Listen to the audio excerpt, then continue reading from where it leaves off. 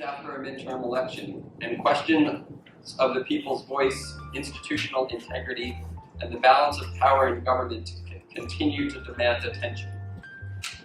Our students interface with these issues at home, online, in the air, and then they come to your classrooms. Democracy is a process, not a static condition. It is becoming rather than being. It can easily be lost, but never fully won. Its essence is internal struggle, rigor. How do we help our students know what they're talking about? Emotional engagement. How do we help our students become emotionally engaged in this practice? And ethical reflection. How do we help our students realize that there are hard decisions to be made?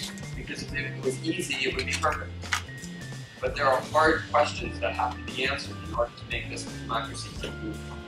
I really do believe that democracy is a full contact sport. And in this moment where our democracy both feels so opportune and so ripe for civic engagement and change, our young people don't necessarily have the tools they need for long-term civic engagement. And I'm excited to talk to you, educators, who are with these young people day in and day out, about what tools we can give you to help them participate in this full contact sport.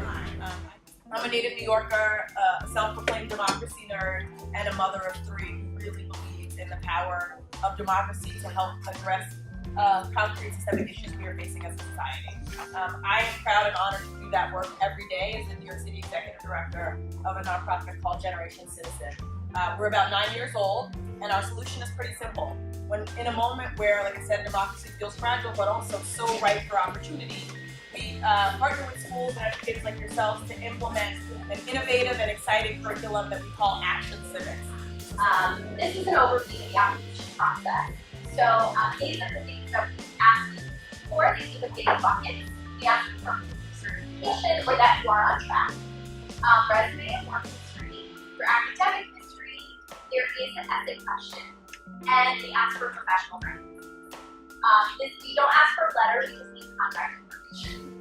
You are welcome to upload the letters if you have them. They're supplementary material, but they are not required.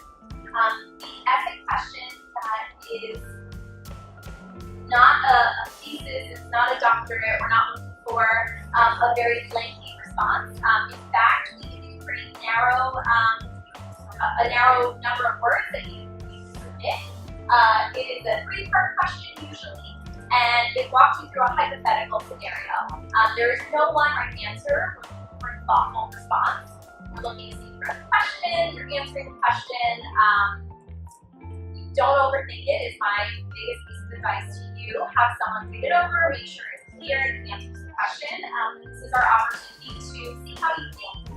So how do we really support teachers and teaching teams to really think about those meaningful activities, leverage the tools that they have sometimes in the moment or that they've already kind of planned, the environment they have around them, and then kind of map that back to standards for children, whether you're in a Head Start and use the Early Learning Outcomes Framework, or you're in a pre-K class and you're using the pre-K standards, right? So we can plan all these great things, but if I don't know if they've really learned it, and they might have shown me one day that they totally understand, and the next day I'm like, wait, what just happened? I thought we just went over this, right?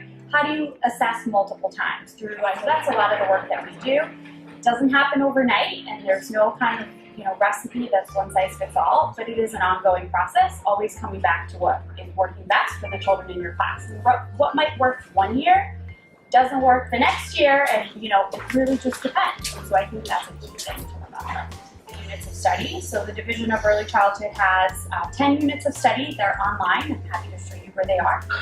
That also follow a scope and sequence of thinking about how children first kind of learn about themselves, and then about the classroom, their neighborhood, and kind of expand outward. And so in schools that use building blocks in that professional learning track, they use that specific math program coupled with the units of study. To provide equal opportunities to speak. So when you're in a group, you need to make sure that everyone has equal opportunity to speak. What I did was I said, who's A, who's B? I did this because I wanted to make sure that everyone had an equal opportunity to speak. Because a lot of times in groups, one person may dominate the conversation. You don't want that to happen.